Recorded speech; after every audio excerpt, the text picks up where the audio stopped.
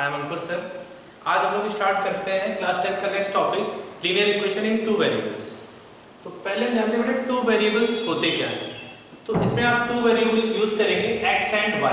There are two variables, x and y are variables. Okay, linear equation in two variables, there are many methods are used to solve these equations like that if I write a equation x plus y is equal to 5। मान लीजिए मैंने कोई एक equation लिख दी x plus y is equal to 5। बात समझिएगा बेटा, एक स्टोरी आपको बताता हूँ। स्टोरी के माध्यम से पूरा चैप्टर आपको ऐसे ही समझ में आ जाएगा कि करना क्या है।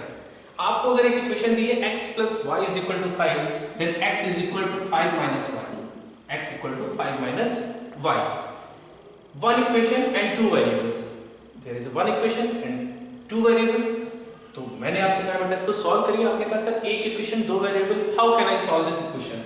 Then x equal to 5 minus y, हमने ट्रांसपोज कर दिया, हमने चेंज कर दिया।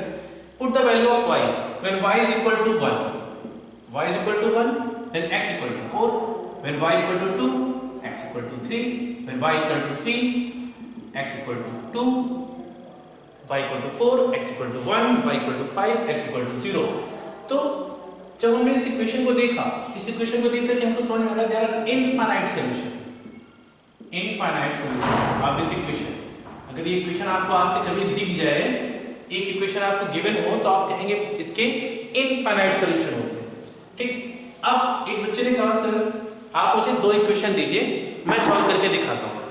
तब मैं दोनों इक्वेशन से कंपेयर करके कैसे भी करके इसकी x और y की वैल्यू निकालता हूँ। मैंने कहा ठीक है, मैंने आपको इक्वेशन दी, एक इक्वेशन में लिख दी 2x plus 2y is equal to 10। मैंने एक इक्वेशन और आपको लिख करके दे दी 2x plus 2y is equal to 10। अब मैंने कहा बेटा दो इक्वेशन है, दो वेरिएबल है, अब आप सॉल्व करके बताइए कि आंसर क्या आएगा। एक स्मार्ट बच्चे ने देखा, कहा सर ये कुछ अलग नहीं है, ये दोनों तो सेम है। आपने क्या किया, इस इक्वेशन में 2 से मल्टीप्लाई कर दिया, इसमें अगर 2 से मल्टीप्लाई करेंगे तो क्या हो जाएगा 2x plus 2y is equal to 10। तो बोथ आर सेम थिंग। तो अगर इसके इनफाइनाइट सॉल्यूशन है तो इन दोनों इक्वेशन के भी इनफाइनाइट सॉल्यूशन होंगे। आई होप जो मैंने आपको बताया कहानी वो आपको समझ में आ रही होगी। तो इसके इनफाइनाइट सॉल्यूशन हो गए। ठीक, अब बेटा ये अगर आपको बात समझ में आई तब एक चीज समझ लीजिए, जो लीनियर इक्वेशन होता है वो ax plus by plus c के फॉर्म में लिखा जाता है। जो आपकी लीनियर इक्वेशन है वो ax plus by plus c equal to 0 के फॉर्म में लिखा जाता है, where a is not equal to 0 and b is not equal to 0। जहां पे बेटा आपका a और b 0 नहीं हो सकता है, मतलब अगर a और b 0 हो गया तो बेटा ये linear equation in two variable रह ही नहीं जाएगा। अगर आपने a 0 किया तो ये वाला टर्म 0 हो जाएगा, तो वन वेरिएबल हो जाएगा। y 0 b 0 किया तो ये वाला टर्म 0 हो जाएगा, तो भी वन वेरिएबल रहेगा। ठीक, तो हम a and b is not equal to 0 एक कंडीशन रहेगी, कोई बहुत बड़ा इसके लिए परेशान होने की जरूरत नहीं है। क्या है, तो इसको इस फॉर्म में लिखते हैं। अगर दो इक्वेशन है तो कैसे रिप्रेजेंट करेंगे, a1x plus b1y plus c1 is equal to 0। दूसरे में लिख देंगे a2x plus b2y plus c2 is equal to 0। दो इक्वेशन हो गई। ठीक, अब मैंने अभी आपको बताया अगर इस तरह की इक्वेशन होगी तो बेटा उसकी इनफाइनाइट सॉल्यूशन होगी। तो यहाँ तो आपको इनफाइनाइट सॉल्यूशन आ गए। अब एक छोटी सी चीज मैं आपको और बताता हूँ। ठीक, अभी सब कंपेयर करना मैं आपको आगे सिखा दूंगा। तो ये तो इतना पार्ट हो गया। अब मैंने कहा बेटा ये एक इक्वेशन थी, आपने देखा इसके इनफाइनाइट सॉल्यूशन आपको समझ में आ रहा है। मैंने एक इक्वेशन और लिख दी, आपने कहा सर सेम चीज है तो इनफाइनाइट सॉल्यूशन है। मैं आपको एक चीज और बताता हूं। मैंने इक्वेशन लिखी x plus y equal to 5, दूसरी इक्वेशन मैंने लिख दी 2x plus 2y is equal to 8। मैंने कहा लो बेटा मैंने इंफॉर्मेशन चेंज कर दी, मैंने इस बार अलग कर दिया। अब बताइए क्या सॉल्यूशन होगी। फिर एक स्मार्ट बच्चा खड़ा होता है वो कहता है sir x plus y is equal to 5 है, आपने इधर 2 से मल्टीप्लाई किया 2x प्लस 2y और इधर आपने 8 लिख दिया, या मान लीजिए मैंने 15 लिख दिया, ऐसे समझिए मैंने 15 लिख दिया। ठीक, तो आपने इधर 2 से मल्टीप्लाई कर दिया, इधर 3 से मल्टीप्लाई करते हैं, ये तो मैथमेटिक्स में पॉसिबल ही नहीं है। ये चीज मैथमेटिक्स में हो ही नहीं सकती कि इधर किसी और नंबर से उधर किसी और नंबर से आपने मल्टीप्लाई कर दिया। तो इसका मतलब सर जो आप मुझे बता रहे हैं ना ये रॉन्ग इंफॉर्मेशन है। ये क्या है आपकी इंफॉर्मेशन, रॉन्ग है। जब रॉन्ग इंफॉर्मेशन है, जब गलत इक्वेशन है तो क्या उसका सॉल्यूशन निकलेगा? सॉल्यूशन ही नहीं निकलेगा। तो इस इक्वेशन में क्या आता है, नो सॉल्यूशन। इसमें आएगा बेटा आपका no solution of this equation. इस इक्वेशन के कोई सॉल्यूशन नहीं निकलेंगे। थर्ड इक्वेशन अब जो आपको पूरे चैप्टर में पढ़नी है यूनिक सॉल्यूशन वाली, वो हमको देखना है। यूनिक सॉल्यूशन की बात करें तो आपकी इक्वेशन दी रहेगी x plus y is equal to 4 and 2x minus 2y, या ऐसे ले लीजिए, आप ऐसे ले लीजिए x minus y is equal to 5। अब आप कहेंगे सर अब आप हमको सही इक्वेशन दे रहे हैं, क्योंकि यहाँ पे देखिए x plus y equal to 4 और यहाँ से इक्वेशन चेंज हो जा रही है, किसी कुछ सेम नहीं है। तो इस तरह की इक्वेशन में यूनिक सॉल्यूशन आते हैं। आई होप आपको इतनी चीज क्लियर हुई होगी। मैं आपको ये बता दूं कि आपको कुछ भी याद नहीं करना है, सब चीज अभी क्लियर हो जाएगी, बस थोड़ा सा पेशेंस रखिएगा, ठीक है। देखिए कैसे सब चीज क्लियर होती है। अब मैं आपको अभी इतना बता दिया, एक चीज और जान लीजिए, कंसिस्टेंट और इनकंसिस्टेंट इक्वेशन आपसे पूछेगा तो बेटा जिसका सॉल्यूशन निकलता है वो कंसिस्टेंट होती है, जिसका नहीं निकलेगा वो इनकंसिस्टेंट होगी। तो इसका सॉल्यूशन निकल रहा है ना, चाहे इनफाइनाइट निकल रहा है, ये भी क्या हो गया, कंसिस्टेंट इक्वेशन हो गई। इसका नहीं निकल रहा है, इनकंसिस्टेंट इक्वेशन, और इसका यूनिक सॉल्यूशन निकल रहा है, ये भी कंसिस्टेंट इक्वेशन हो गई आपकी, ठीक। अब हम इसके लिए हम कुछ फॉर्मूलेज होते हैं जो आपको हो सकता है याद करने हो, लेकिन याद नहीं करने, अब समझ के कैसे पढ़ेंगे ये समझिए। अभी मैंने बताया कि x plus y equal to 5 है, ठीक, 2x plus 2y equal to 10 है। ये दो इक्वेशन आपको दी और दोनों सेम है, तो बेटा इसको हम कंपेयर करा देते हैं। कैसे कंपेयर कराते हैं, बात समझिए। a1x plus b1y plus c1 is equal to 0, मतलब हमने लिख दिया x प्लस y, 5 को इधर ले आया, माइनस 5 इज इक्वल टू 0। तो यहाँ से कंपेयर किया बेटा कि x कंपेयर हुआ तो यहाँ कुछ नहीं, तो a1 की वैल्यू हो गई 1, यहाँ से यहाँ कंपेयर हुआ तो b1 की वैल्यू हो गई 1 और c1 की वैल्यू हो गई -5। बहुत इजी चीज है, कंपेयर कर दिया आपने। सेम एज दूसरी इक्वेशन है 2x plus 2y minus 10 is equal to 0, 10 इधर आ गया है। इसको कंपेयर करेंगे a2x plus b2y plus c2 is equal to 0, then a2 की वैल्यू 2, b2 की वैल्यू 2 एंड c2 इज -10। ये इक्वेशन आपके पास a2 b2 c2, ये वैल्यू बहुत आसान है, कंपेयर करके आपने निकाल लिया। a2 की वैल्यू 2, b2 की वैल्यू 2 और c2 की वैल्यू -10 कांस्टेंट है। बेटा इधर लिखिए उधर लिखिए, कोई फर्क नहीं पड़ता है।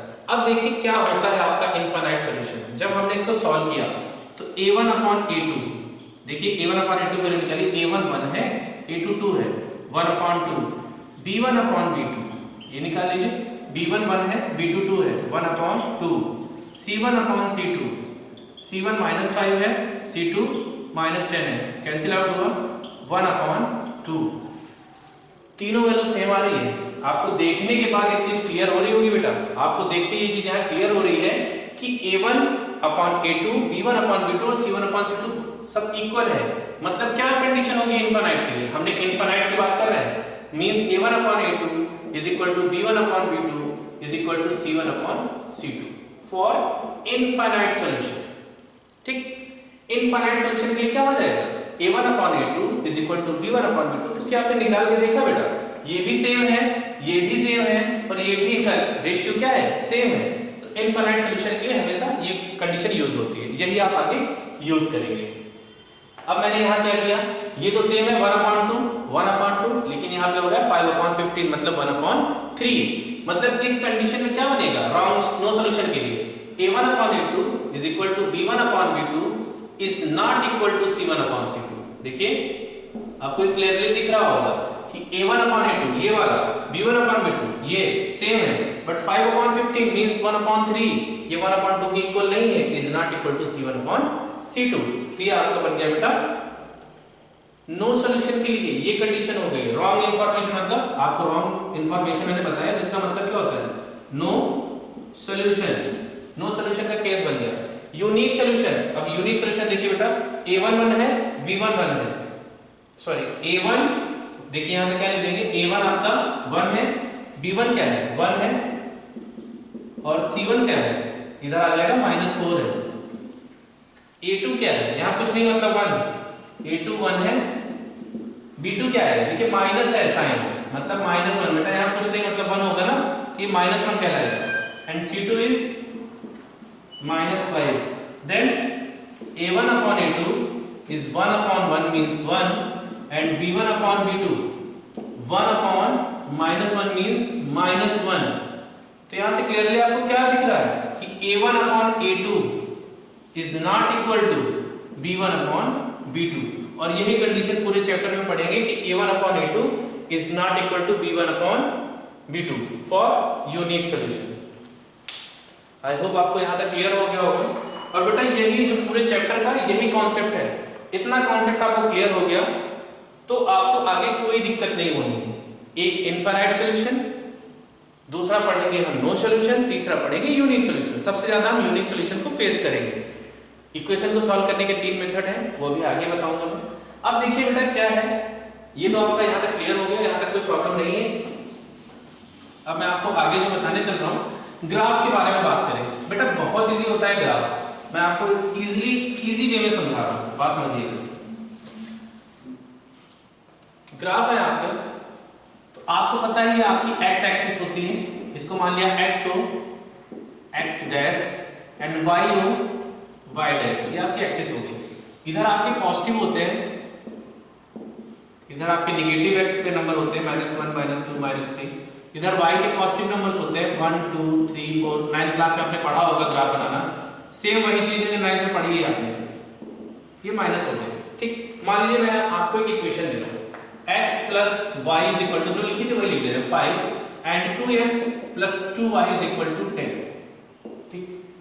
अब बेटा देखो, जो आप ग्राफ बनाएंगे आपको कुछ नहीं करना है, दो इक्वेशन है, आपके दो टर्म बनेंगे। पहली इक्वेशन से हम लिख सकते हैं y की वैल्यू, y के टर्म में ही निकालिएगा 5 - x, तो आप चार्ट बना लीजिएगा x और y की वैल्यू, x की डिफरेंट वैल्यूज पुट करते जाइएगा। जैसे हमने x की वैल्यू 1 पुट की, y की वैल्यू 4 आ गई, x की वैल्यू 2 पुट की, y की वैल्यू 3 आ गई, x की वैल्यू 3 पुट की, y की वैल्यू 2 आ गई। 3 वैल्यू निकल गई, 3 वैल्यू सफिशिएंट है। तो आप कोऑर्डिनेट्स दिखाएंगे 1, 4 1, 4 यहां कहीं बन गया, 2, 3 यहां बन गया एंड 3, 2 यहां पर बन गया, ठीक। दूसरी इक्वेशन देखेंगे, 2x + 2y = 10 है, इसको क्या लिखेंगे, 2y = 10 - 2x, then y = 10 - 2x upon 2। इसको और सिंपलीफाई कर लीजिए, 2 कॉमन है, 5 - x अपॉन 2, 2 से 2 कैंसिल आउट होगा, तो y = क्या आएगा, 5 - x। अब यहाँ पे बेटा वैल्यू पुट करते जाइए, देखिए सेम ही चीज है, तो क्या होंगे आपके, अब इसमें कुछ डिफरेंट वैल्यूज रख लीजिएगा, ये x हो गया, ये y हो गया। मान लीजिए हमने x की वैल्यू 4 रखी तो y की वैल्यू 1 आएगी, हमने x की वैल्यू 5 रखी, y की वैल्यू 0 आएगी, x की वैल्यू 6 रखी, y की वैल्यू -1 आ जाएगी। तो x की वैल्यू 4 तो y की वैल्यू 1 मींस ये पॉइंट, x की वैल्यू 5 देन y की वैल्यू 0, सॉरी x की वैल्यू 4 है तो y की वैल्यू 1 है, दिस पॉइंट, x की वैल्यू 5 है, y की value 0, this point and x की वैल्यू 6 है, y की वैल्यू 1, दिस पॉइंट। अब बेटा देखिए, मैं आपको ग्राफ से बता रहा हूँ, एक ग्राफ समझा दे रहा हूँ, बाकी बनाना आपको है। ग्राफ पेपर पे हर 10 जो आपके ब्लॉक्स होते हैं ना छोटे छोटे, हर 10 ब्लॉक को 1 यूनिट ले लीजिएगा। अब देखिए, जब आपने पहली इक्वेशन को एक स्ट्रेट लाइन खींची तो आपको ऐसे लाइन मिल रही थी, ठीक। दूसरी इक्वेशन को जब स्ट्रेट लाइन खींचेंगे, ठीक है, तो लाइन एक दूसरे के ओवरलैप करते हुए जाएगी, ठीक है। थोड़ा सा क्योंकि ग्राफ जब आप बेटा स्केल से ड्रा करेंगे तो एग्जैक्टली वही चीज बनेगी। अब आप एक चीज समझ लीजिए, ग्राफ कुछ ऐसा बनेगा। अब जो मुझे बताना था वो समझिए, ये तो मैंने बता दिया कि आप कैसे सॉल्व करके वैल्यू कोऑर्डिनेट्स निकालेंगे। तो बेटा जब इस तरह की इक्वेशन होगी तो इसके इनफाइनाइट सॉल्यूशन होंगे। मतलब ग्राफ कैसे बनेगा, एक लाइन ऐसे बनेगी, दूसरी लाइन भी जैसे जा रही है इसी के ऊपर ओवरलैप कर जाएगी, इसी के ऊपर ओवरलैप कर गई, तो इसके हर पॉइंट पे एक सॉल्यूशन है। ऐसे कितने सॉल्यूशन है इसके, इनफाइनाइट सॉल्यूशन। तो आप क्वेश्चन देखते ही समझ जाएंगे, इस तरह की इक्वेशन दी होगी तो इसके इनफाइनाइट सॉल्यूशन होंगे, ठीक। अगर आपको ग्राफ कुछ इस तरह, आपको क्वेश्चन इस तरह का दे दिया जाए, x + y = 5 and 2x + 2y = 15, तो आप देखते ही समझ गए नो सॉल्यूशन है। इस इक्वेशन का क्या है, नो सॉल्यूशन। आपको पता है इसके नो सॉल्यूशन है, नो सॉल्यूशन है तो क्या होगा, जब इसका कोई सॉल्यूशन ही नहीं होगा तो अगर आप ग्राफ की बात करेंगे तो एक दूसरे के ऐसे पैरेलल निकल जाएंगे। दोनों इक्वेशन के जब आप ग्राफ ड्रा करेंगे ये कहीं भी एक दूसरे को टच नहीं करेंगे, दोनों हमेशा एक दूसरे के पैरेलल रहेंगे। और आपको देखते ही पता है, इक्वेशन को देखते ही आप सीख चुके हैं कि ये नो सॉल्यूशन है। मतलब जब ये नो सॉल्यूशन है तो बेटा इसमें क्या हो जाएगा, नो सॉल्यूशन है, इसका कोई सॉल्यूशन नहीं निकलना है। तो ग्राफ में जब कोई चीज एक दूसरे को टच ही नहीं करेगी तो उसका सॉल्यूशन कैसे निकल सकता है। तो सोल्यूशन ही नहीं निकलेगा। तीनों सोल्यूशन हो गया आपका। ठीक, अब बात करते हैं यूनिक सोल्यूशन की, जो सबसे ज्यादा आपको पढ़ना है। यूनिक सोल्यूशन की बात करें तो आपको इक्वेशन इस तरह की दी रहेगी कि x plus y is equal to 4 and x minus y is equal to 3, कुछ ऐसे दिया है। मींस आपको सिर्फ इतनी कंडीशन चेक करनी कि a1 upon a2 is not equal to b1 upon b2। तो जब इस तरह के क्वेश्चन में बेटा आप ग्राफ ड्रा करेंगे ना, जब आप ग्राफ ड्रा करेंगे तो बेटा ये क्या होगा, कुछ इस तरह से कट करता हुआ जाएगा। ग्राफ किसी एक पॉइंट कट करेगा, मतलब जिस पॉइंट पे कट करा है यहाँ पे y की कुछ वैल्यू होगी और यहाँ पे x की कुछ वैल्यू होगी। ठीक, कोऑर्डिनेट्स मान लीजिए अभी x, y आ रहे हैं और यही इस क्वेश्चन का सॉल्यूशन होगा। मतलब मान लीजिए अगर यहाँ पे वैल्यू 5 है और यहाँ पे वैल्यू 2 है तो 5, 2 इस इक्वेशन का सॉल्यूशन होगा। उसी तरह इक्वेशन दी रहेगी, y के टर्म में चेंज करिएगा, 3 पॉइंट्स पे आप उसकी वैल्यू निकाल लीजिएगा, ग्राफ पे प्लॉट करेंगे तो किसी एक जगह कट करेंगे। जब एक जगह कट कर रही है तो यूनिक सॉल्यूशन है, ओवरलैप कर रही है इनफाइनाइट सॉल्यूशन है, और कहीं टच नहीं कर रही है, पैरेलल लाइन जा रही है तो नो सॉल्यूशन।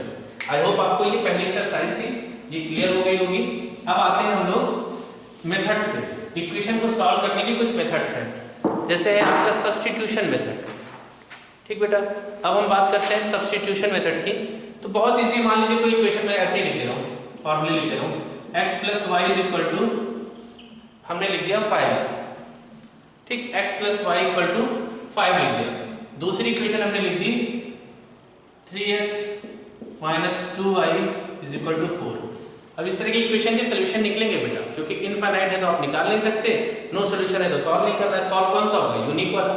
सब्स्टिट्यूशन नाम में ही छुपा हुआ है, सब्स्टिट्यूट करना, मतलब एक जगह से वैल्यू निकाल के दूसरी जगह पुट कर दीजिए। मतलब यहाँ से अगर हम y की वैल्यू निकालें तो क्या हो जाएगी, 5 माइनस x। y की वैल्यू निकालेंगे तो क्या हो जाएगी, 5 माइनस x। अब ये इक्वेशन दूसरी इक्वेशन में पुट कर दीजिए। क्यों पुट करेंगे, क्योंकि हम y को हटाएंगे तभी x की वैल्यू निकलेगी। तो 2y की जगह क्या लिखेंगे, 5 minus x is equal to 4। Then 3x equal to, ये अंदर जाएगा, 2 5 10 and plus 2x equal to 4। Then 3x plus 2x is 5x minus 10 is equal to 4।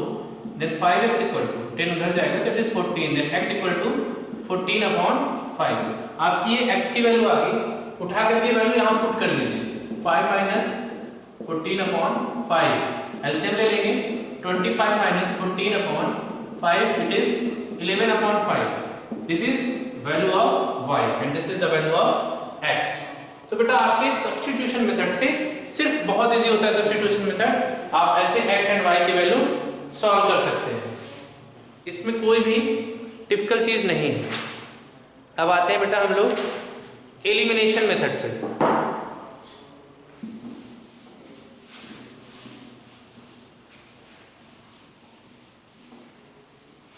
बात करते हैं बेटा एलिमिनेशन मेथड की। तो मान लीजिए मैं आपको इक्वेशन लिख रहा हूं, एलिमिनेशन मेथड 2x, कोई भी इक्वेशन अपने मन से लिख सकते हैं, माइनस 3y, अभी मैं आपको कॉन्सेप्ट बता रहा हूं यहाँ पे क्या होगा, is equal to 5x plus 4y is equal to 3। There are two equations. Elimination method हम बात करें इसकी, एलिमिनेशन मेथड की।